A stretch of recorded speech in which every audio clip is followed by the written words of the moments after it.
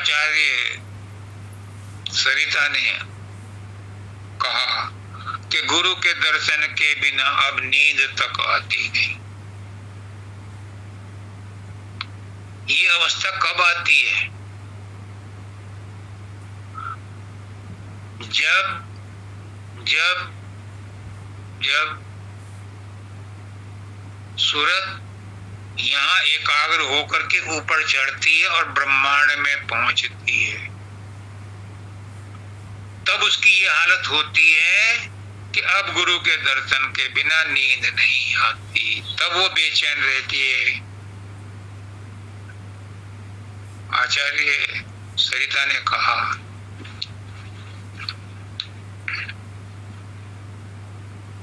कि आओ प्यारे देव दर्शन हूँ विकल मैं राज। वो कहती है मुझे दर्शन दो, मैं विकल हूँ। तुमने मुझे ये लाग लगाई है तो इसको प्यास को बुझाओ। फिर मिलता है।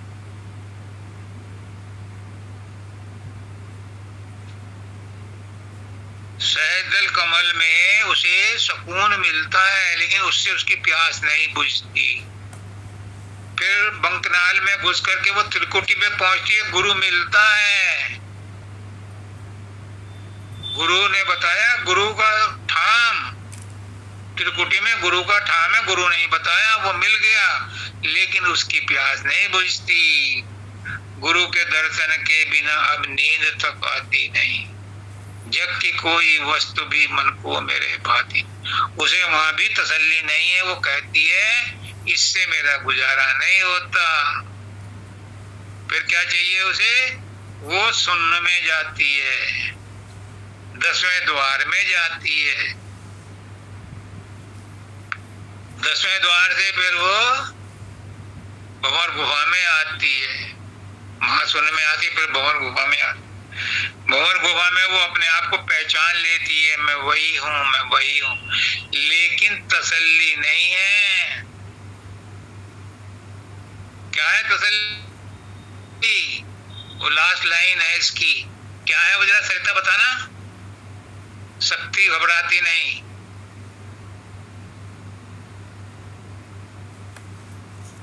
नया राधा स्वामी भक्ति दो, शक्ति घबराती नहीं। हाँ, अब वो कहती है कि तुमने मेरे ऊपर इतनी मेहरबानी की है, मुझे इतना तड़पाया है, मुझे यहाँ तक लाए हो, तो मुझे ऐसी भक्ति दो, ऐसी शक्ति दो कि जो भक्ति पाकर के घबराए नहीं। शक्ति पाकर के तो घबरा जाते हैं, शक्ति तो अंधी हो जाती है, गड्ढे में गिरा देती है। शक्ति में तो अहंकार पैदा हो जाता है। लेकिन वो कहती है कि मुझे ऐसी भक्ति दो कि मेरी शक्ति घबराए नहीं, मैं नहीं घबराऊं। तो फिर गुरु प्रसन्न होता है, उसे सतलोक का दरवाजा दिखाता है कि यहाँ पहुंच, और वहां पंचम तक सुल्तानी, वहां सुल्तान बैठता है, हमारे आत्मा का मालिक बैठता है। वहां पर वो पहुंच करके प्रसन्न होती है। लेकिन परम दयाल जी जैसे बाबा फकीर जैसे संत हैं, वो कहते हैं चलो और आगे, रुकना नहीं, राधा स्वामी धाम में पहुंचना है। दाता दयाल कहते हैं कि सतलोक भी ठहरने का परमानेंट स्थान नहीं है, ये तो दयाल देश का एंट्री गेट है। हमारा लक्ष्य है राधा स्वामी धाम, और सिर्फ इस सूरत को ही मुहैया है। अब प्रीति ने कहा है मुझे पता नहीं क्या गलत है और क्या सही है। मैं भी यही कहता हूं, मुझे पता नहीं, मुझे कुछ नहीं पता। मुझे ये भी नहीं पता कि क्या पता है। मुझे इतना पता है कि मुझे कुछ नहीं पता। ये सोक्रेट ने भी कहा था, सुकरात ने। मुझे तो प्रीति भी कह रही है कि मुझे कुछ नहीं पता क्या गलत है क्या सही है। अगर आपको नहीं पता बेटे तो ये सबसे अच्छी अवस्था है। जिसको ये पता है कि मुझे पता है, इसका मतलब उसे कुछ नहीं पता। जिसको जो ये कहता है मुझे कुछ नहीं पता, उसको पता बताया जा सकता है। पर जो कहता है मुझे पता है, गई भैंस पानी में, उसे कुछ नहीं बताया जा सकता, क्योंकि वो अहंकार में डूबा है। और जो कहता है मुझे ये भी नहीं पता क्या गलत है क्या सही है, उसकी अवस्था सबसे अच्छी है। क्यों? क्योंकि ये बात वही कह सकता है, ये दीनता उसी में आ सकती है कि जिसने परमात्मा के साथ संबंध स्थापित कर लिया है, कैसा भी कर लिया है। वही ये कह सकता है कि मुझे कुछ नहीं पता। क्यों? पता तो कहते हैं ना, चिंता करे चिंतामणि, तो पता तो वो करे जिसकी जिम्मेदारी है। मुझे क्या जरूरत है पता करने की कि पता है कि नहीं है, जब मुझे चलना ही नहीं है। मैं तो आंख बंद करके, या ये समझ लो 2 महीने का बच्चा क्या जानता है कि मुझे क्या पता है।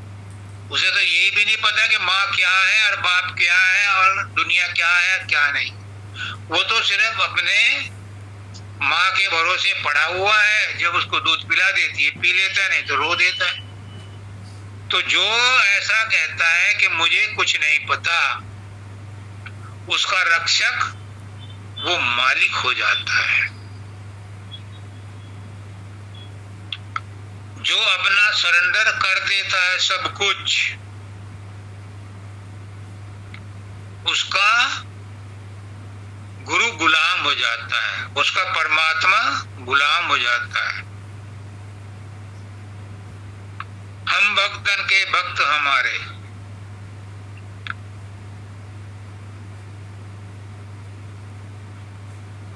गोपियां कृष्ण भगवान को कहती हैं, लल्ला नाच, हम तुझे छाछ पिलाएंगे। और वो नाचते हैं, छचिया भरी छाछ पे नाचे नचावे, जिनको ब्रह्मांड के त्रिलोकी के नाथ कहा जाता है। और ऋषि मुनि उनके दर्शन करने के लिए तरसते हैं। उनको गोपियां ग्वालन एक कटोरी छाछ के ऊपर नचाती हैं और वो नाचते हैं। क्यों? प्रेम में। ऐसा प्रेम, यही प्रीति का प्रेम है। उसका नाम ही प्रीति है, तो प्रेम तो कहेगी, प्रेम की बात तो कहेगी। उसी के अंदर ये उमड़ सकता है कि मुझे कुछ नहीं पता। क्योंकि जो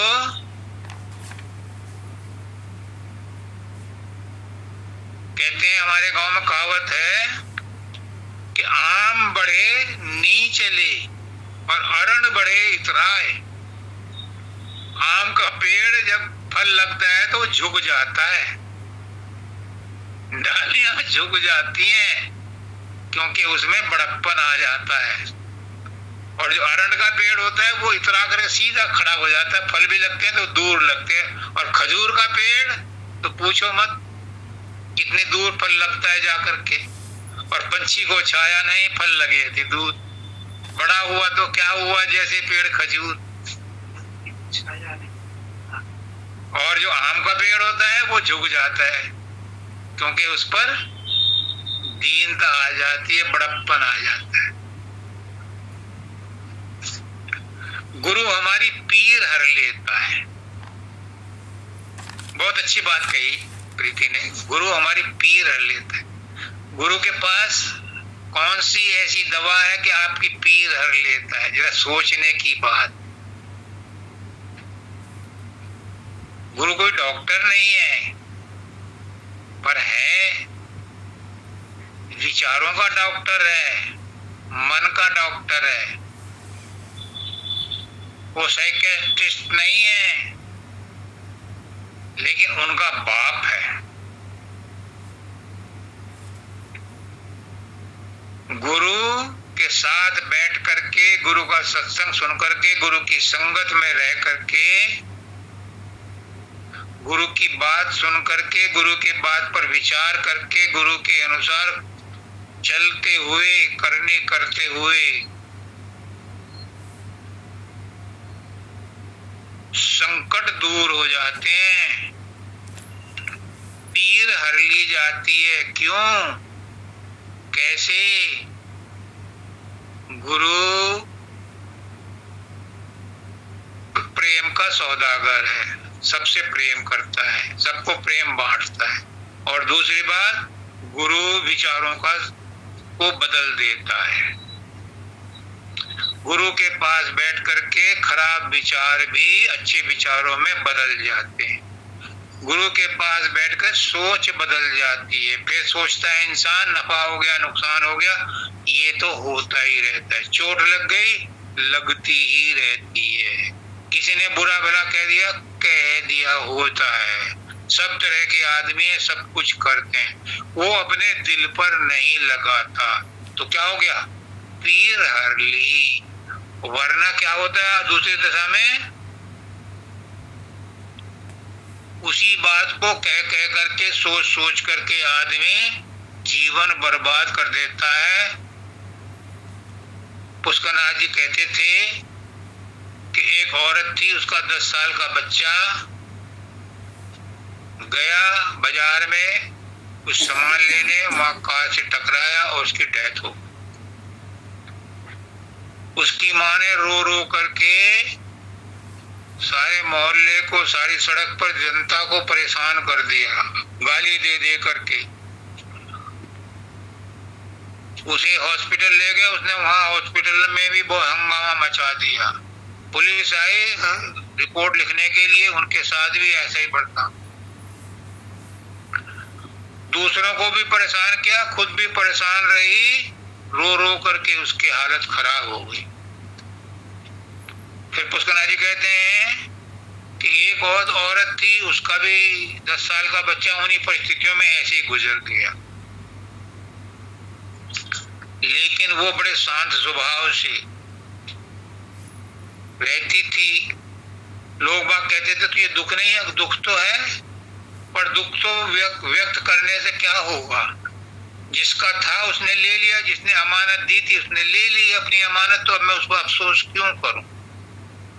तो कहते थे कि पहली औरत संसारी थी, दूसरी औरत को गुरु मिला हुआ था, गुरु ने उसकी सोच बदल दी थी, इसलिए वो उस पर परेशान नहीं हुए। यही है, गुरु पीर हर लेते हैं, गुरु सोच बदल देते हैं।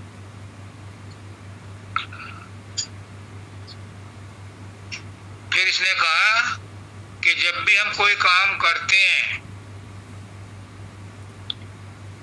तो हम भरोसा रखते हैं रिश्तेदारों पर, बच्चों पर, पति पर, पत्नी पर, पड़ोसियों पर, डॉक्टरों पर कि वो ठीक कर देगा। सब पर भरोसा रखते हैं, परमात्मा पर भरोसा नहीं रखते। जबकि दूसरे जो मदद करते हैं वो भी परमात्मा की ही मर्जी से करते हैं। परमात्मा का नाम हमारे लिस्ट में है ही नहीं कि ये मदद करेगा, और अगर किसी के पास है तो लास्ट में है, पहले तो अपने हथकंडे अपनाएगा। लेकिन एक सेठ जी थे,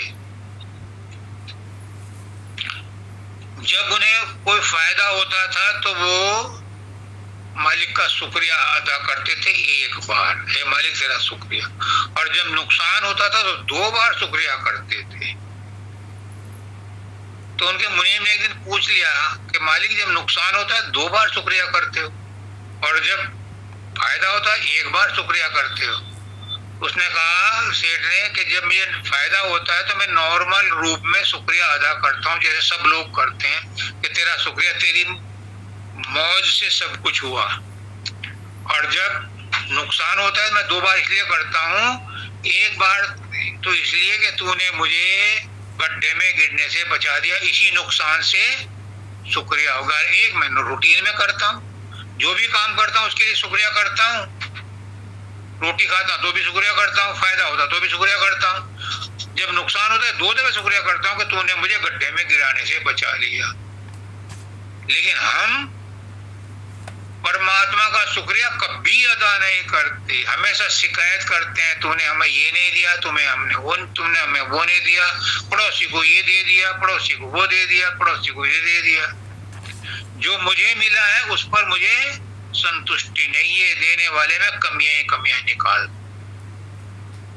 जो प्राप्त है उस पर्याप्त है नहीं मानता, जो प्राप्त है पर्याप्त है नहीं मानता, और ज्यादा की उम्मीद करता है। ज्यादा के लिए भी मिलता है, लेकिन वो कब मिलेगा इसके लिए 84 लाख योनियां तय कर दी कि मिलेगा, जो इच्छा करोगे वो मिलेगा, पर कब मिलेगा इसका समय वो तय करेगा, क्योंकि और भी इच्छाएं लाइन में लगी हुई हैं। उन इच्छाओं की पूर्ति होनी है, ये इच्छा तो लाइन में लग जाएगी।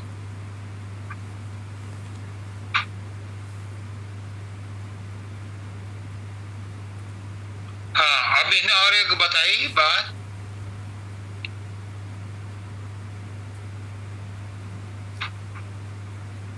कि गुरु को हम अपने से अलग मानते हैं।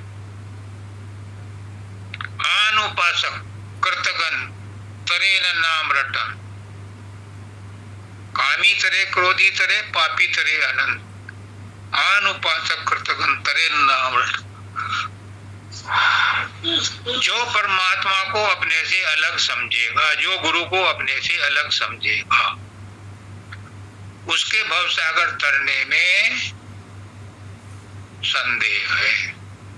परमात्मा तुमसे अलग नहीं है, गुरु तुमसे अलग नहीं है, गुरु तुम्हारी ही जात है, तुम्हारा निज स्वरूप है। क्या है तुम्हारा निज स्वरूप? तुम्हारा निज स्वरूप है शब्द। ये बॉडी तुम्हारी निज स्वरूप नहीं है, ये मन तुम्हारा निज स्वरूप नहीं है, ये आत्मा भी निज स्वरूप नहीं है।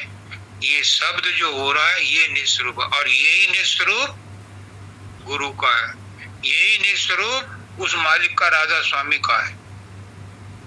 क्यों? क्योंकि उसी निज स्वरूप शब्द से ही सूरत निकली। सूरत जो है वही शब्द है, जो शब्द है वही सूरत है, जो राधा है वही स्वामी है, जो स्वामी है वही राधा है।